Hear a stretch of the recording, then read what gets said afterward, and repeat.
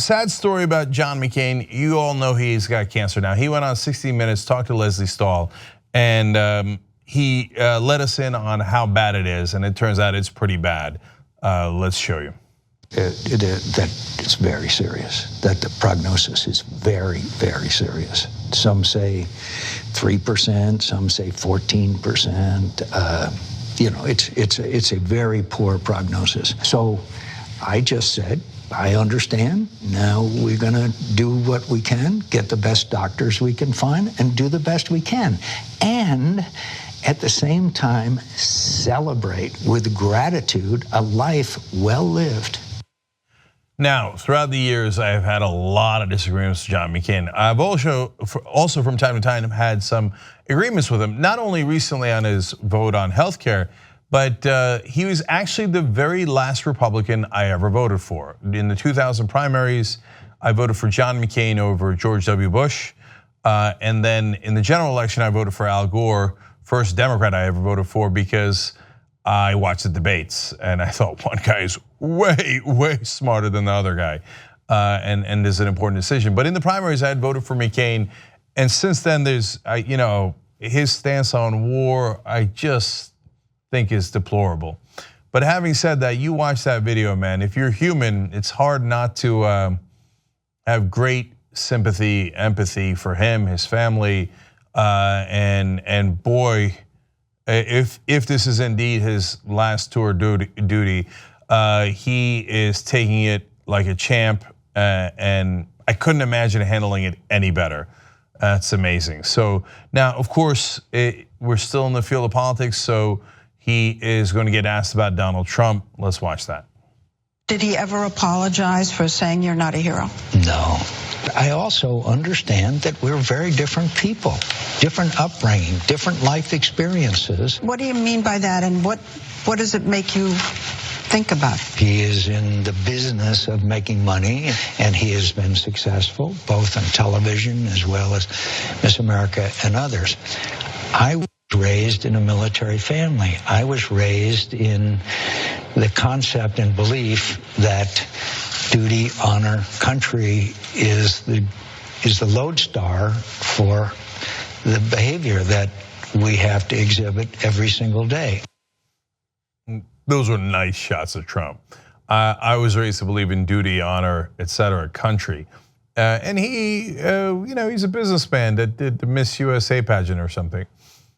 Look, he didn't put it as maybe spitefully as I might have, or with more salt in the wounds, but that was shots fired, and it was nicely done. Now, they also asked him about, hey, what do you make of his statements in regards to all these different political matters at hand today?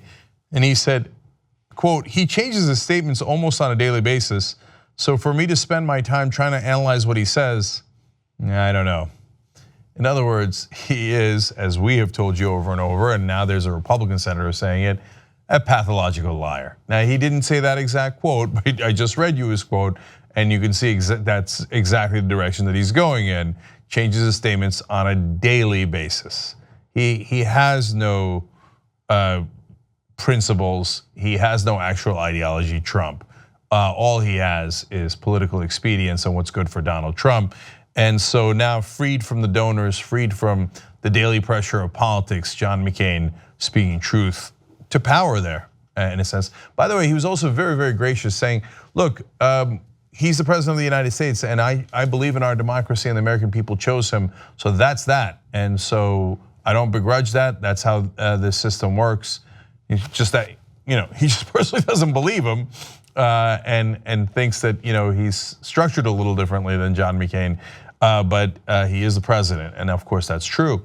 Now, this would be a normal way for almost anybody on the political spectrum to handle John McCain in that interview, and what's obviously a very sad moment here as he believes that he has very little chance of recovery. But that's not how some Republicans are going to handle it. So we're told from time to time that progressives are uncivil. All right, so let's go to an actual example of lack of civility. That's Louis Gohmert. He's going to go on Fox and Friends and say something wild and outrageous. You know, nothing inhibits recovery from cancer like stress. I think the Arizona could help him and us.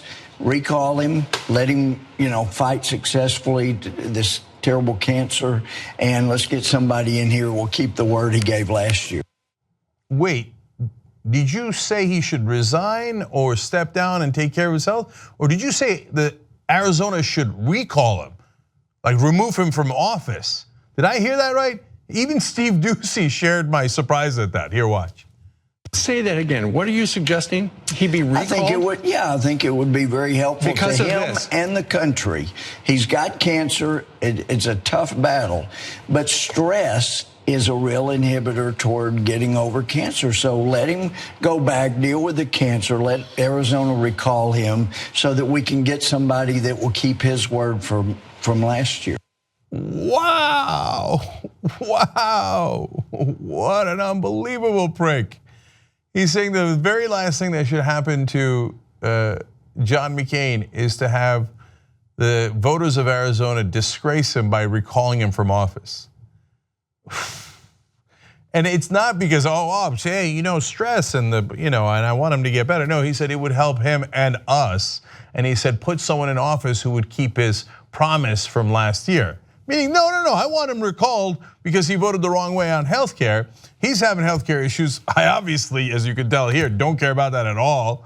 And I also don't care about your healthcare. And I hope that, as Louis Gohmert voted in the House to strip away healthcare from tens of millions of Americans, approximately 23 million Americans or so. And saying, hey, and if John McCain's not going to take away other people's healthcare, Arizona should recall him. Wow, he did everything but say good riddance.